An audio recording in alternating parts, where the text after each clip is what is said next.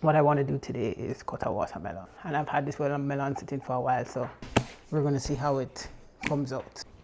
I'm breaking whatever rules they have around creating video, especially if you're a cooking creator or a food content creator, where you need to be aesthetically pleasing and have a perfectly curated space.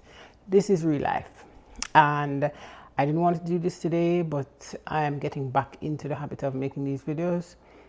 I have a dirty kitchen, meaning I have dirty dishes in my sink, and I'm not well put together. This is me coming from the gym. Did I have it planned to do? Yes, along with all the other things. But sometimes having this plan and executing it doesn't always happen the way I want it to, because there are steps involved, and sometimes when there are multiple steps, I will not take action. So the step of me having to get all glammed up to come and share this video, I'm skipping it. So I'm sharing with you today, never mind my dirty sink, the fact that I have a watermelon. Now, why am I sharing this watermelon video?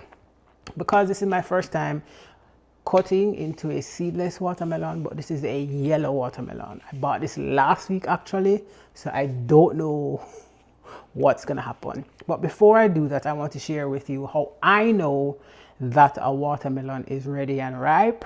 It's not always foolproof. I'm not gonna say it's foolproof, because I really just started paying attention to that the last couple of years. Normally, or when I used to buy watermelon in Jamaica, I would have my watermelon people at Coronation Market, and they were great at giving me sweet, juicy, delicious watermelon. So now that I don't have that, I have to figure out how to find that out.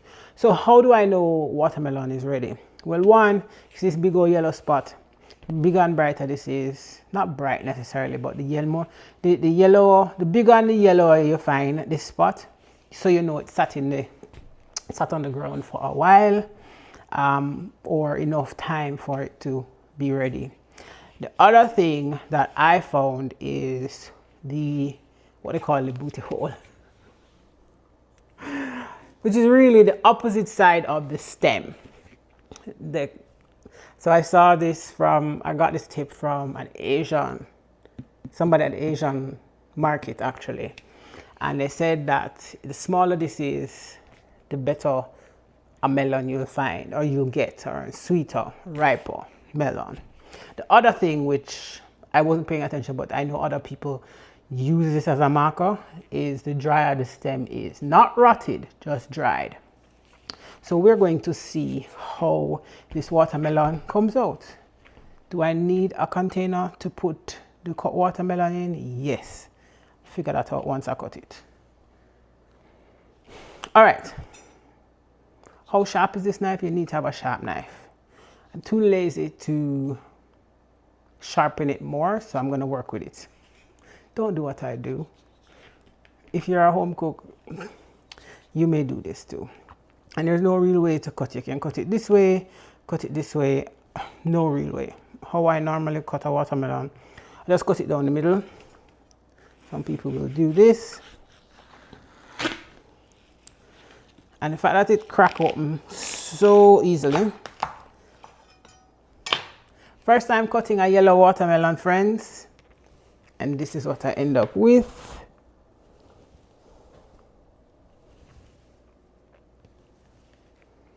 It looks like a cantaloupe.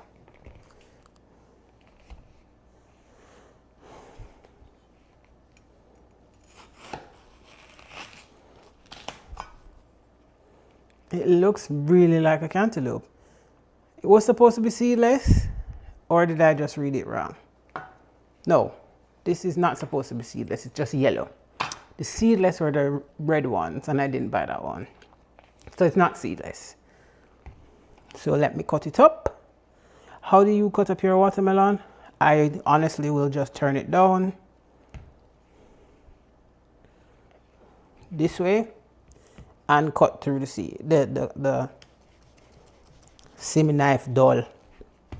Knife dull. Don't do what I do at home. At home, people, make sure your knife sharp.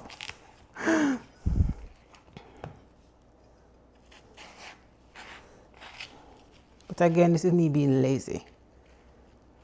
And if you've ever been in a lazy mood, but you know you need to do something, we're going to make it work. Everybody going to come in the comments, oh no, you need to make sure you have your shape now. Look here now. I'll just cut this way. When you're at home, you work with what you have. Best practice, make sure your knives are sharp. Yes. And also, you won't always have it sharp. Let me show you a bigger piece. It gives you the impression that it's a cantaloupe.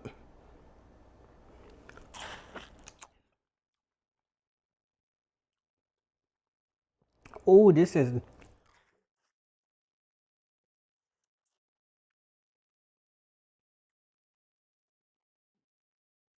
It tastes like a watermelon.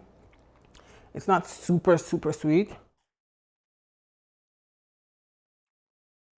Well, this part of it looks sweet. The lighter yellow part is sweet.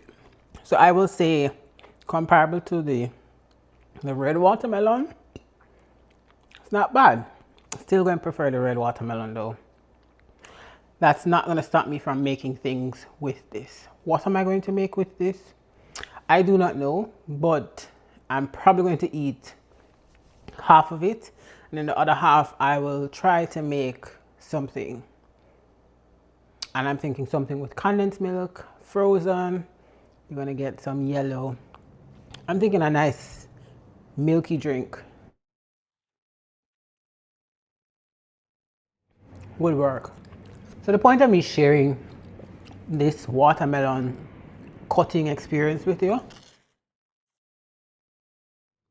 is to remind you and myself that in the kitchen is never perfect. It's not curated.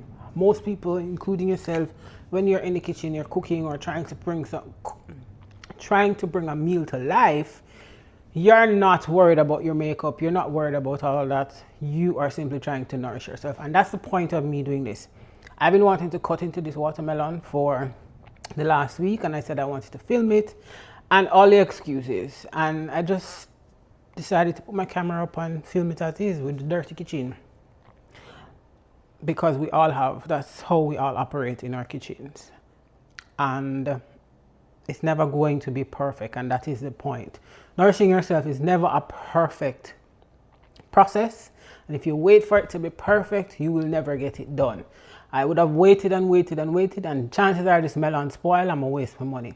I also bought some honey mangoes with the intention of making something. I'm still going to make them, and now that I'm here, I'm going to just finish up with those honey mangoes and make a mango lassi,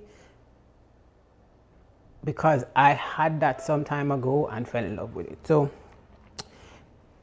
yellow watermelon, on a scale of 1 to 5, I give it a 4.5, because it's tasty, it's sweet just like regular watermelon, and it will get the job done as far as watermelon is concerned. Whatever you're going to do with that watermelon. Have you tried a yellow watermelon before? Let me know in the comments what you make with it. And do you treat it like a regular watermelon? But also, do you know how to tell when a watermelon is ripe? Thanks for watching, and I'll see you on the next one.